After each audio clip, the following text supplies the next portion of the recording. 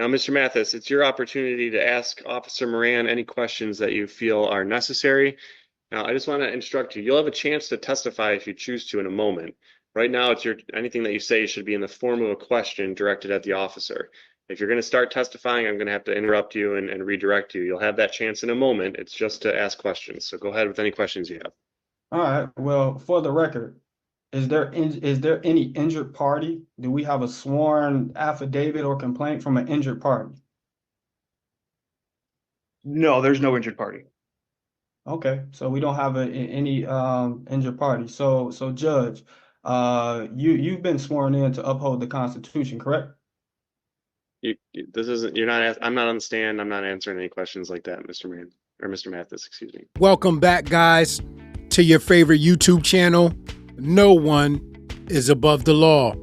Today, we are bringing you the second appearance by a young man by the name of Anthony Mathis, who is a serious advocate for the sovereign citizen script and ideologies. If you did not see his first appearance, we aired it here on the channel yesterday.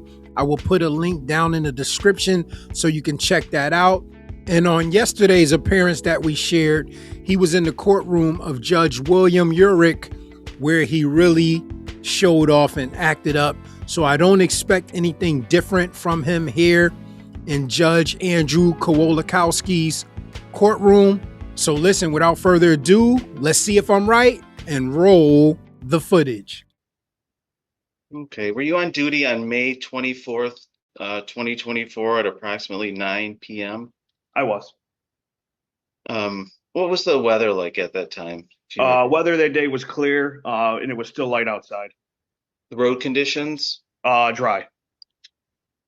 Okay. And you were on patrol at that time? I was. You were in a marked patrol car? I was. Where were you on patrol? I was patrolling the downtown area near 11 Mile in Washington. That's in the city of Royal Oak? It is. What happened at that time at those crossroads? I was stopped at the 11 Mile and Washington light facing westbound. I had a green arrow and a vehicle proceeded eastbound mile through a light, which gained my attention. That light was red for them, which drew my attention to that vehicle. Okay, what type of vehicle was that? I believe it was a black 2024 Ford Edge. Is your vehicle equipped with a dash cam? Judge, at this time, I'd like to play that video from Officer Moran's dash cam. Okay. Officer Moran, you can see that video that I can. up? Yep. Okay.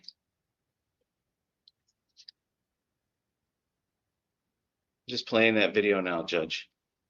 Okay.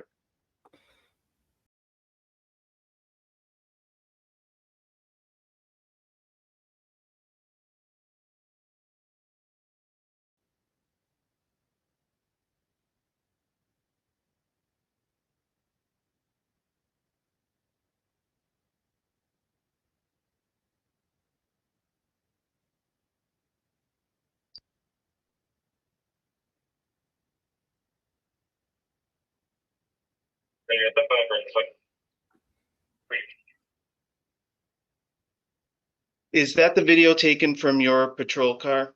That is the vehicle for my patrol vehicle. Does that fairly and accurately portray the events of the incident that led to the defendant being issued a civil infraction on that date and time? It does. Your Honor, I'd ask that that video be admitted into evidence. All right, so admitted. Officer, so what do you see on that video? What I see, like I spoke to earlier, I was stopped at the 11 Mile at Washington light facing westbound. I got the green arrow to turn southbound on Washington when a vehicle proceeded eastbound through, obviously, the red light. And then you pulled that vehicle over? Yes, I immediately initiated a traffic stop. And that was on 11 Mile in the city of Royal Oak? It was, yep. When you approached that vehicle, did you observe the driver of that vehicle? I did. Do you recognize the driver of that vehicle on this Zoom today? I do. object What's your objection? because I was traveling. I wasn't driving. Okay, overruled. Go ahead. You can answer the question, Officer Moran. Yes, I do see the defendant in the court today. Your Honor, let the record reflect that Officer Moran has identified the defendant, Anthony Mathis. The record will so reflect. When you pulled the defendant over, did you have a conversation with him? I did. And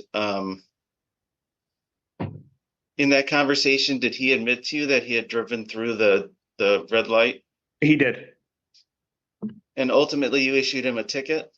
I did. What was that ticket for that you had issued him? I actually issued him an impeding traffic ticket. Okay. But that's not what he actually did, correct? No, that's not. Why did you issue him the impeding traffic ticket? Mr. Mathis at the time had a good driving record. He knew what he did. He told me he admitted to it, and he had a good attitude on the road. So I chose to go an impeding traffic ticket. I object. What's your objection?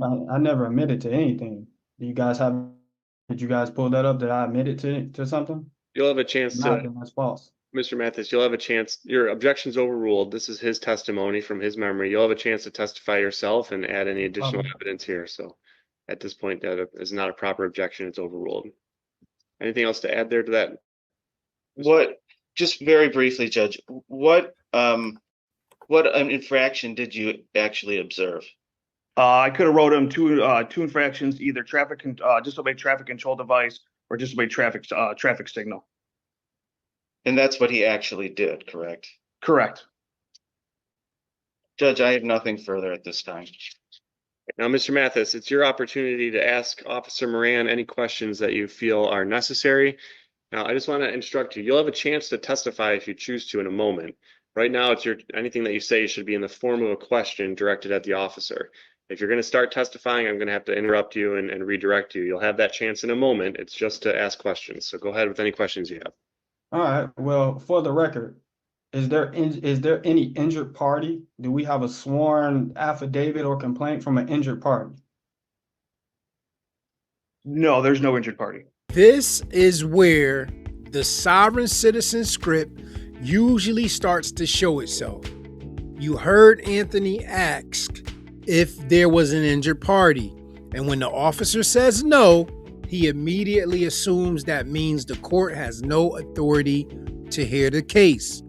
But traffic infractions don't require an injured party. The violation itself is against the law, not against a specific person. Running a red light is a safety violation because it endangers the public. So when he keeps going back to the injured party argument, he's applying a misunderstanding of civil claims to a traffic offense, just like he did in the last case, if you haven't seen it. And that's why the judge keeps redirecting him back to asking actual questions of the officer. Okay, so we don't have any injured party. So Judge, you've been sworn in to uphold the Constitution, correct? I'm not on the stand. I'm not answering any questions like that, Mr. Moran, or Mr. Mathis, excuse me. So what type of court is this? Is this Admiralty Maritime Law? Mr. Mathis, right now is your opportunity to ask Officer Moran any questions that you want to. If you're going to make some legal objections or something along those lines, you can do that in your closing. But right now, this moment in time is for you to ask Officer Moran any questions. Okay, well, for the record, we don't have any injured parties, correct? Judge, that's been asked and answered. Sustained. He already answered that question. Right, correct. I just wanted to make sure that we got that on the record. So if there's no injured party here, then why are we here? No, Judge, I don't think that's an appropriate question for Officer Moran. It should have been no type of charge of Hang on, anything. Mr. Mathis. When there's just like when you made an objection, we all waited for the court to make a ruling. That's what you need to do. So Mr. Kluzny just made an objection that your question was actually more of a legal argument. I think that's what your objection was, Mr. Kluzny, correct? Yes, Judge, I don't believe there was a question directed to the officer. So I'm sustaining that objection. And again, you can make those legal arguments or whatever the case is that you want to make at the end. Right now, it's just questions or not to Officer Moran. Anything else? No, that's the only question that I have. If it's no injured party, he said no one was injured.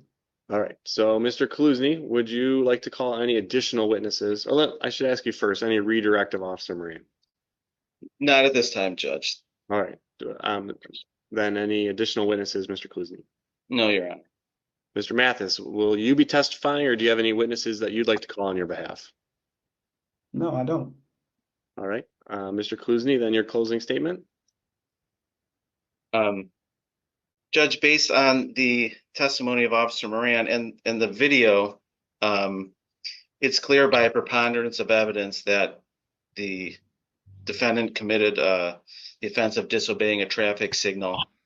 The authority for the stop comes from MCL 257.611 or 257.612. I believe that's for the traffic control device. The video in this case could not be more clear, Judge. You see Officer Moran is in the left turn lane. He gets a green arrow, and the defendant in his vehicle has a red light, drives right through the red light. If Officer Moran didn't stop, he would have hit the defendant's vehicle because he went right through the red light. It's rare that we have a video that is as clear as this, Judge. And the officer tried to give him a break by writing him for an impeding instead of what he actually did, which was disobeying a traffic signal. And I believe it's clear, based on the testimony in the video, that the defendant is responsible for that traffic offense of disobeying a traffic signal. Repeat your change. Yeah. Thank you. You got the light? Mr. Mathis, your closing argument? Well, what I would like to say on the record is no one was injured. There's no injured parties. If you guys can't bring forth any injured party, then why are we still here? I need this to be dismissed, and the funds that was issued on the bond account needs to be reimbursed to me. Period. You guys don't have any injured party here.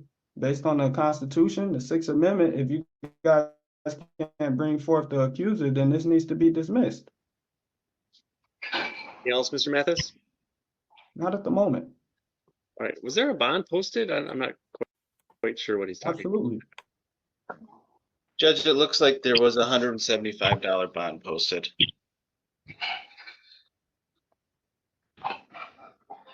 Judge, I apologize. The file is here. I'm going to send the file into court. Mr. Kaluzny, the amendment was to disobey a traffic signal, which is a okay. I apologize, Judge. The file coming into you. That's all right. The amendment that the people made here was to disobey a traffic signal. Is that correct? That's correct, Your Honor. All right. The court's heard the testimony, the arguments of the parties, reviewed the video that was introduced as evidence. The video shows clearly the vehicle driven by Mr. Mathis go through a red light, the traffic signal at 11 in Washington. The standard here at issue is preponderance. The video showed beyond any doubt, really, that that's what occurred. Also, there's testimony from Officer Moran that that Mr. Mathis did actually admit on the roadside that he had done what was alleged to have occurred here today. That testimony was uncontroverted by any other evidence that was introduced. With that, the court does find Mr. Mathis to be responsible for the amended charge of disobey a traffic signal. That's a $150 fine. Mr. Mathis has posted a $175 bond, so the court will apply the bond to the fine of $150. There's a $25 refund coming to Mr. Mathis, and that's all for today. All right, we're all set. Thank you, Mr. Kaluzny, Mr. Mathis, Officer Moran. You all have a good day. Thank you, Judge. Thank you, Judge. Thank you, Officer. And just like that, the court reaches the exact conclusion the video evidence was pointing to the entire time. The dash cam clearly showed him driving through a red light.